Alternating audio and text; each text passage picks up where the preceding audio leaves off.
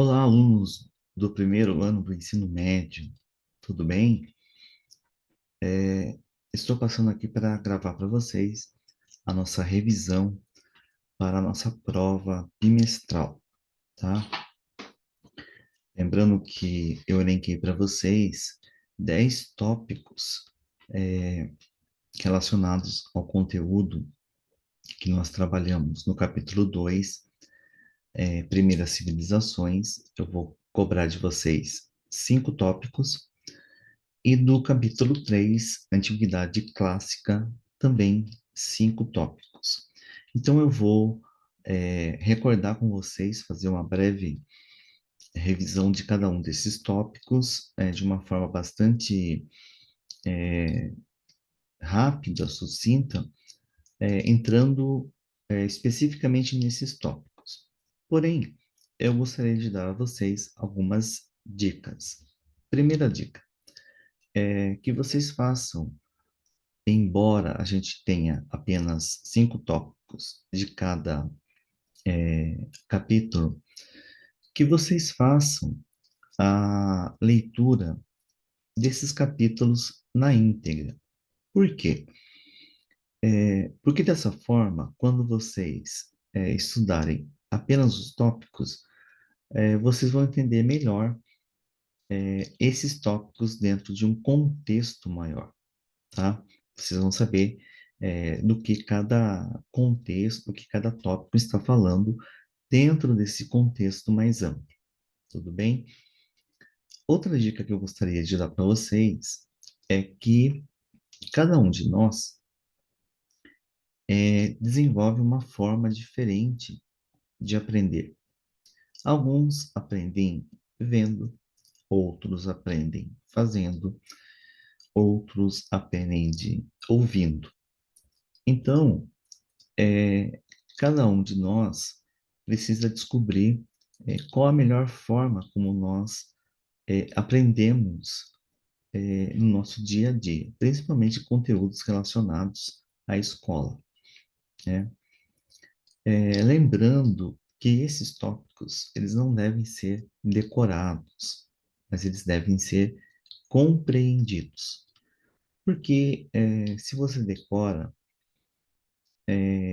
na hora que você vai utilizar, se você esquece de uma palavra, de uma frase, você acaba esquecendo todo o processo ali e você acaba tendo maior dificuldade. Compreendendo, você pode reescrever de várias, quantas vezes forem necessárias, até mesmo de formas diferentes, né? Desde que você não perca a essência daquilo que você está escrevendo, tá? Então, eu sugiro que cada um de vocês desenvolvam a própria forma de estudar,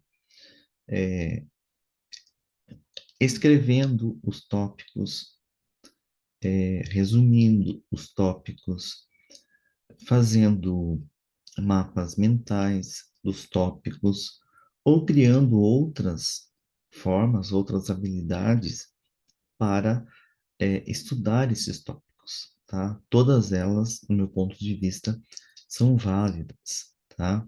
E se você aí, de repente, achou uma forma diferente de estudar, depois compartilha comigo que eu gostaria muito de saber como que você estuda, principalmente para a prova de história, tá? Bom, o nosso primeiro capítulo que nós vamos estudar, ele está relacionado às primeiras civilizações. Eu vou subir aqui para vocês, eu vou compartilhar os tópicos para que nós possamos ir seguindo eles e dessa forma nós consigamos acompanhar melhor, tá? Então nós temos aqui, primeiro tópico, ancestrais humanos e o nomadismo, fatores. Aonde que eu vou encontrar essa informação? Na verdade, essa informação ela não está totalmente explícita no nosso texto, mas ela está implícita, né? Ela está escondidinha aí quando a gente estuda a Revolução Agrícola e o processo de sedentarização. Se eu estou falando de uma sedentarização, que o homem passou a ser sedentário, então antes de ser sedentário, ele era o quê? Nômade. E o que é ser nômade? Nômade é aquele sujeito, aquele indivíduo que perambula, né, de um lado para o outro, de um lugar para o outro, à procura de alguma coisa, principalmente no caso aqui dos nossos ancestrais, em meios de sobrevivência, alimento, água, abrigo, se proteger dos animais, dos intempéries, como chuvas, tempestades, frio, calor excessivo. Então, a gente tem esses fatores que tornaram nossos ancestrais nômades. E depois? Depois a gente tem a Revolução Agrícola. Lá na nossa página 27, nós vamos ter um box que vai falar sobre a Revolução Agrícola. Ela foi criada pelo arqueólogo australiano Very Gordon Shield em 1936. Para Shield, a possibilidade de produzir o próprio alimento transformou tão profundamente a vida do humano e da natureza que a agricultura pode ser considerada a primeira revolução humana. Então, a gente tem essa revolução agrícola, é justamente o momento em que o homem passa a domesticar não só os animais para o seu uso, né, não só na agricultura, mas também para criar e depois abatê-los para o consumo ou a produção, por exemplo, do leite, no caso das vacas, das cabras, e também a produção de gêneros alimentícios, né, de cereais, de tubérculos, e outros alimentos que poderiam ser cultivados. Então, a Revolução Agrícola tem esse papel extremamente importante. A produção de alimentos possibilitou a sedentarização e, de modo indireto, o aumento demográfico. Então, o homem se fixou à terra, deixou de ser nômade, deixou de perambular de um lado para o outro e passou a ter uma moradia fixa. E com isso, ele conseguiu aumentar a sua longevidade e também a demografia, o número de habitantes. O que resultou na existência da vida urbana posteriormente. Mas isso a gente está falando há muito tempo depois, né? Aí a gente está aqui ainda falando é, de um homem mais primitivo. Antes disso, para alimentar um grupo com 4 indivíduos, era preciso dispor de uma área de 1 km², o que equivale a 140 campos de futebol. Então, havia uma necessidade extrema de grandes áreas para a coleta de gêneros alimentícios que pudessem alimentar essa população, por menor que ela fosse, tá? Bom, aí nós temos a Revolução Agrícola e o processo de sedentarização. Qual a consequência? Com o aumento do número de pessoas sedentárias, nós vamos ter a formação de núcleos urbanos. Esses núcleos urbanos vão começar a dar origem a comunidades, e essas comunidades vão formar, então, os núcleos urbanos e futuramente as primeiras cidades, lá nas regiões da Mesopotâmia, por exemplo, do Egito, né? Da onde nós chamamos da crescente fértil, que a gente vai também abordar um pouquinho. Bom, Outro item importante que nós temos aqui é a questão da domesticação de animais, que eu já falei um pouquinho, né? Que é a possibilidade, então, do consumo de carne, de leite, o couro utilizado para a produção de roupas e outros utensílios, e, e dessa forma a melhoria na qualidade de vida das pessoas. Para isso, a gente tinha uma divisão de tarefas, né? Ao longo da história da humanidade, o ser humano sempre se preocupou com essa divisão de tarefas. E na antiguidade não foi diferente.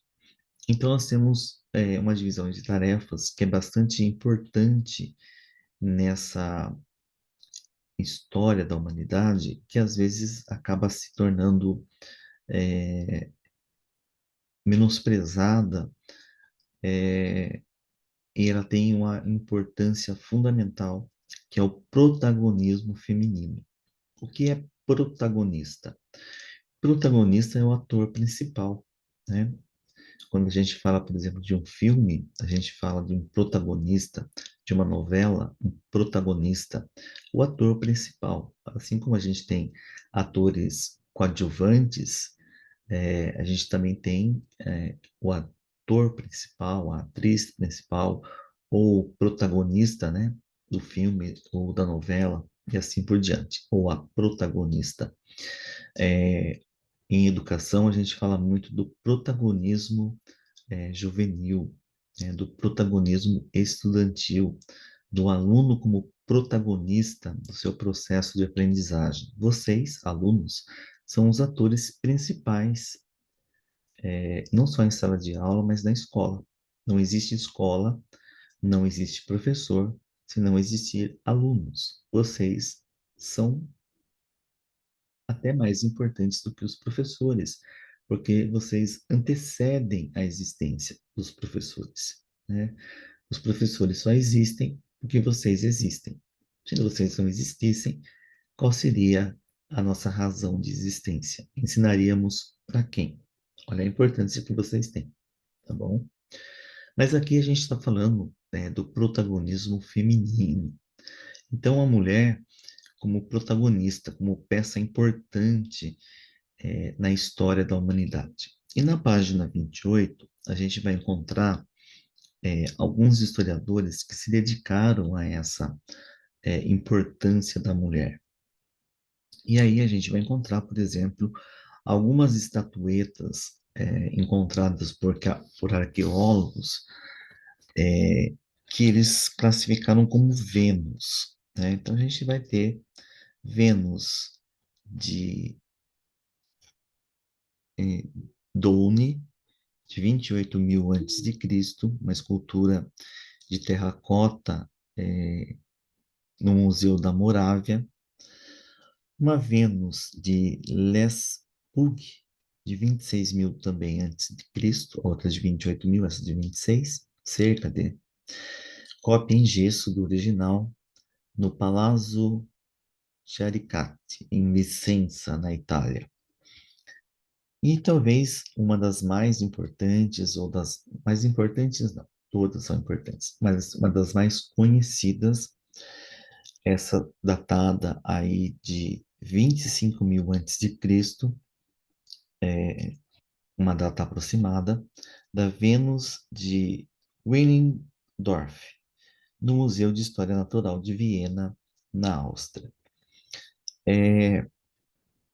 O grupo humano, eles eram formados por coletores, pescadores e caçadores, e as mulheres cabiam as tarefas de coletar frutos, sementes e raízes comestíveis e de lidar com o resultado da caça.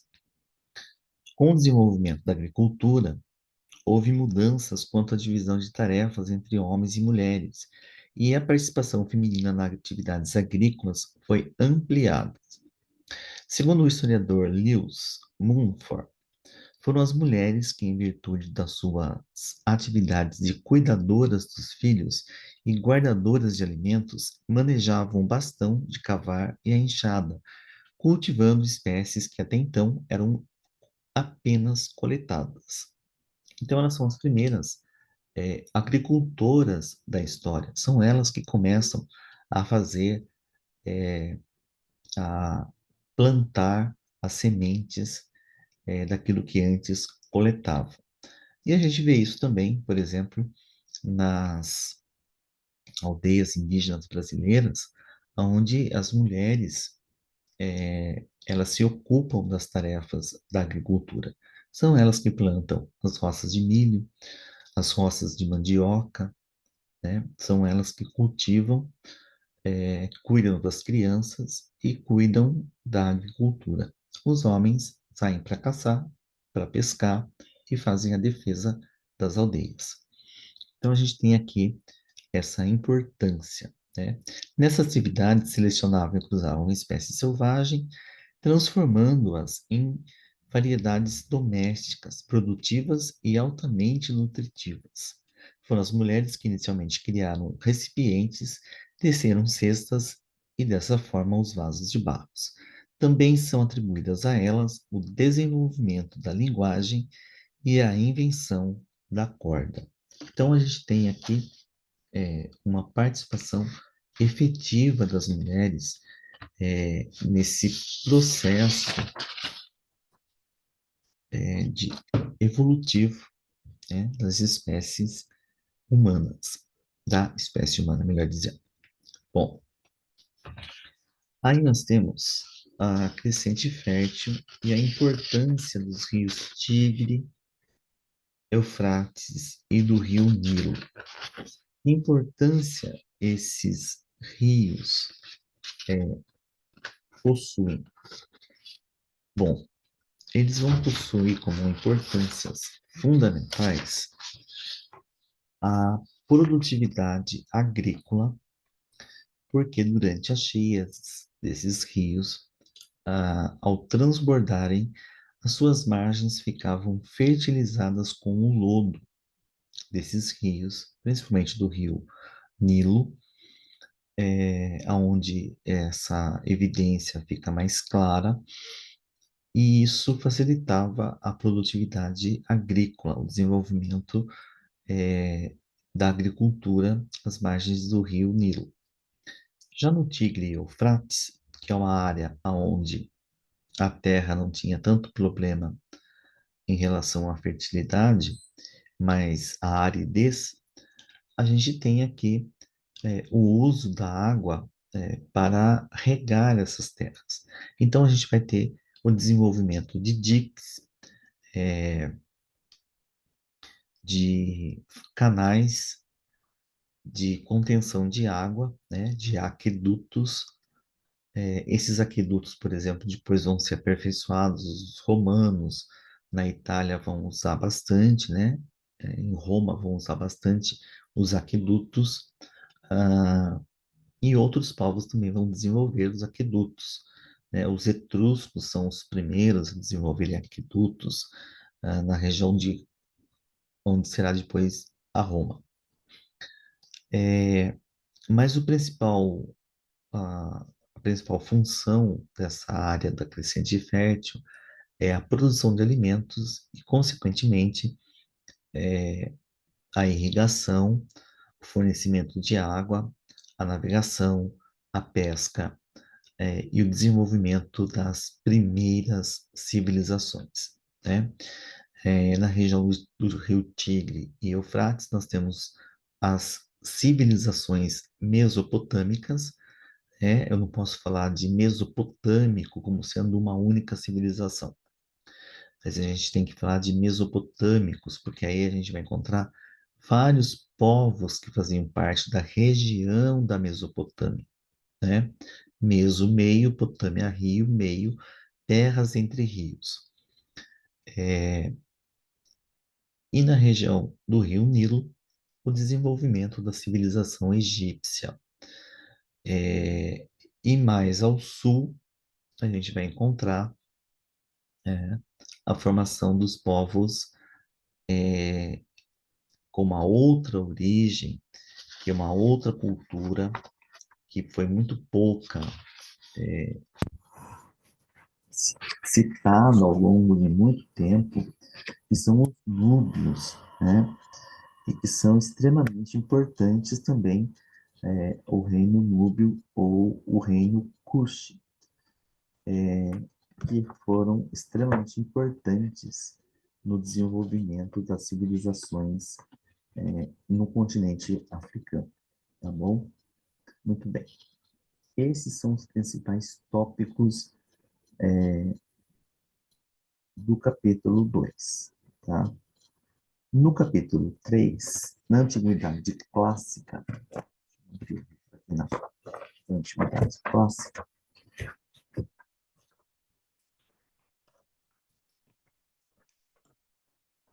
nós vamos falar das características da democracia ateniense. E quando a gente fala das características da democracia ateniense, a gente costuma citar, e muitas pessoas citam, às vezes de forma errônea, como valorizando demais a questão de ser a Grécia o berço da democracia, Atenas o berço da democracia. Realmente, é na Grécia que nasce o conceito de democracia, né? Demos povocracia, governo, governo do povo. E muitos dizem ainda, vão além, e dizem governo do povo, para o povo e pelo povo. Sim, só que aqui a gente tem uma outra conotação. As características da democracia ateniense, elas eram bastante distintas. Lembrando que, para ser considerado um ateniense e ter seus direitos reconhecidos, ele tinha que ser filho de pai e mãe ateniense, né, ter nascido na Grécia, em Atenas, ser filho de pai e mãe ateniense. Ele tinha que ser do sexo masculino e tinha que ser maior de 18 anos. Mas nós vamos encontrar também alguns livros e relatos que diz que ele tinha que ser maior de 18 anos. Então, as duas versões são corretas. Ele tinha que ser maior entre 18 até 21 anos. De pelo menos 18 anos. 21 anos, 18 anos, as duas opções estão corretas, tá? Essa é uma das características da democracia ateniense. Mulheres, mesmo que elas fossem filhos de pai e mãe ateniense, nascidos em Atenas, elas não tinham direito nessa democracia, não tinham direito de escolha. Escravos, né, mesmo, menor ainda. Se fosse só filho de pai ou filho só de mãe ateniense, também não tinha. Se fosse menor de 18 anos, não tinha. Então, se fosse estrangeiro, também não tinha. Então, apenas homens maiores de 18 ou de 21 anos, filho de pai e mãe ateniense, era considerado um cidadão e, portanto, exercia a democracia, tá? E aí a gente tem a exclusão social na democracia ateniense. Essa exclusão social, ela fica bastante evidente nesse quadrinho que nós temos na página 55, tá? Eu gostaria que vocês se atentassem bastante para esse quadrinho da página 55, onde a gente tem aqui esse quadrinho mostrando a participação política dos cidadãos atenienses. Então a gente tem lá, né? Todos têm direito ao voto. Oba, bravo. Menos as mulheres, obviamente. Claro que menos os pobres também. Menos os escravos, menos os menores de 18 ou 21 anos. Fora esses, todos podem votar. Então, era uma democracia bastante restritiva, né? Onde pouquíssimas pessoas possuíam direito ao voto, tá? Bom, legados culturais da Grécia clássica para o mundo contemporâneo. Nós poderíamos citar inúmeros legados culturais, mas uma das influências está lá na página 59. Uma das influências mais importantes para o mundo atual, a gente pode citar nas áreas artísticas, nas áreas arquitetônicas, na arte e no esporte, principalmente com os Jogos Olímpicos, né? Nós tivemos Jogos Olímpicos antigos, da antiguidade, depois nós ficamos por mais de 1.400 anos sem Jogos Olímpicos, e depois nós tivemos os chamados, como são chamados hoje, os Jogos Olímpicos da Modernidade, tá? Mas todos eles foram criados com base nessa herança cultural dos gregos, que foram os Jogos Olímpicos criados em homenagem aos deuses do Olimpo, tá? E a gente não precisa se ater muito às grandes características, né? Como que eram os jogos, quem participava, aquelas coisas que eu expliquei na sala de aula, né? Aquelas características. Mas essas contribuições, então a gente tem Jogos Olímpicos, estudo do corpo, a beleza da simetria, as colunas gregas, né? Na arquitetura, e muitas outras contribuições, mas os Jogos Olímpicos eles se destacam bastante, porque é algo que engloba a maioria dos países no mundo a cada 4 anos, né? E isso tem uma simbologia muito importante. Bom, sobre os romanos. Os romanos, nós não conseguimos trabalhar muito os romanos como nós deveríamos, né? Então a gente ficou devendo algumas coisas importantes. Mas eu pedi para que vocês anotassem, por exemplo, a sociedade romana, como que ela era formada.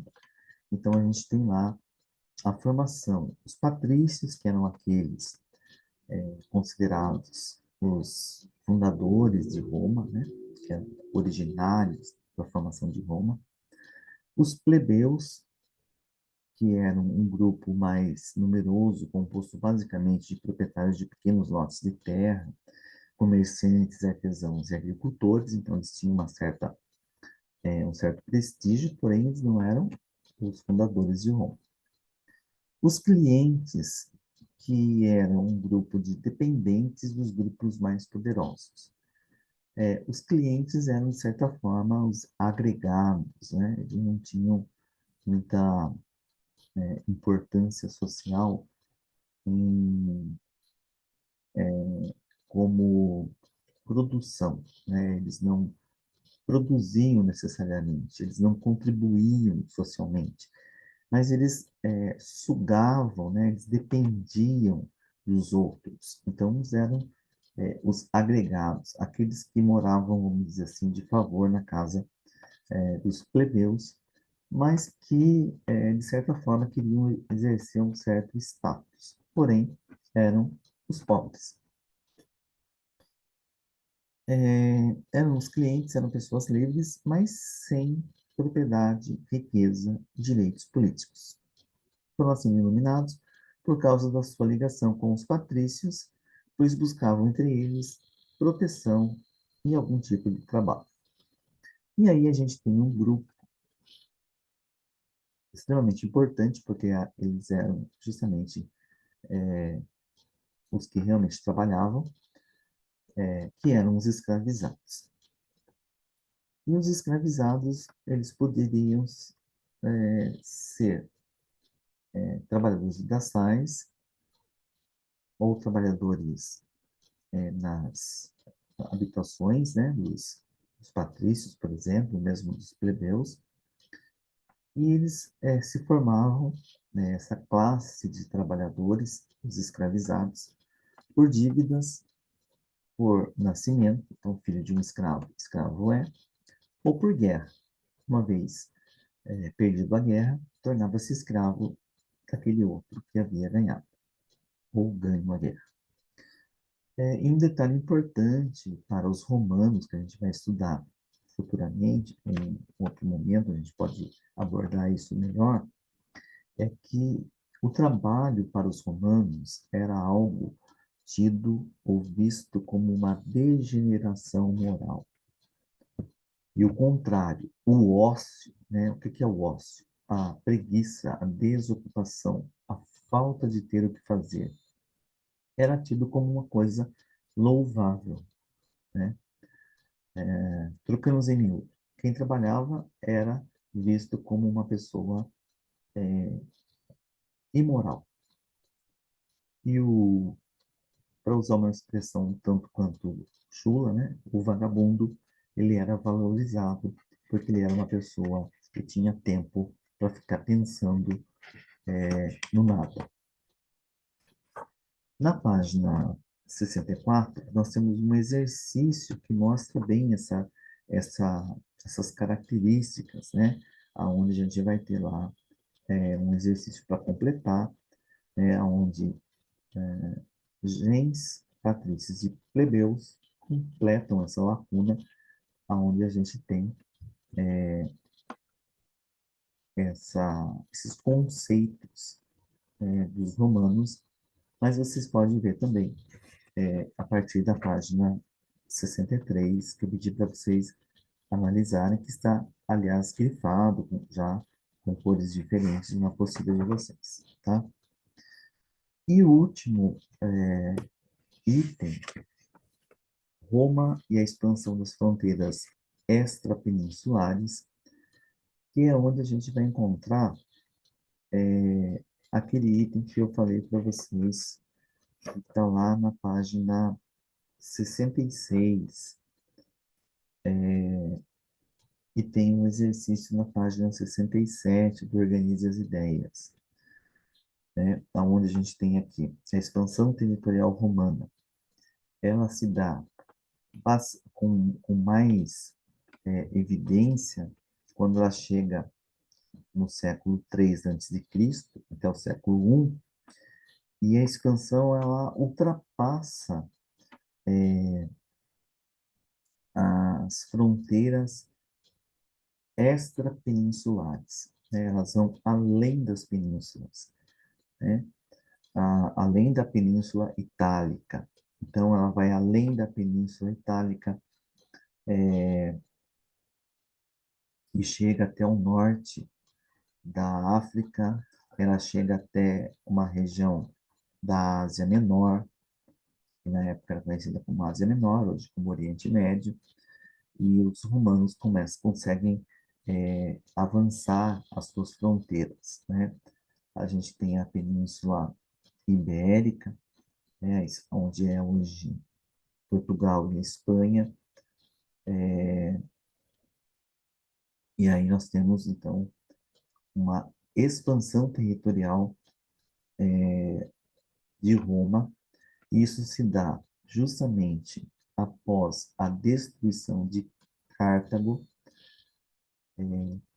no período que a gente tem, onde nós chamamos de guerras púnicas, né? As guerras entre Roma e Cartago, tá? essa, essas guerras foram famosas, elas foram importantes e elas se destacam pela grandiosidade dos exércitos, das batalhas e as conquistas que os romanos tiveram nas regiões ali do Mar Mediterrâneo e extra-Mar Mediterrâneo, ultrapassando as penínsulas. Por isso, expansão extra-peninsulares, tá? Eu acho que, de certa forma, de uma maneira bastante simples e direta, eu consegui expor para vocês todos os itens que nós temos que serão contemplados na nossa avaliação, tá bom? Eu vou fechar aqui o nossa tela e voltando aqui só para mim. Então, só para finalizar, retomando, façam a leitura de todo o capítulo, do capítulo 2, do capítulo 3 na íntegra, para vocês terem uma visão total do que vocês estão estudando. Depois, localizem na apostila cada um desses tópicos e façam uma forma, elaborem uma forma de estudar que mais se adequa ao seu jeito. Um resumo, um,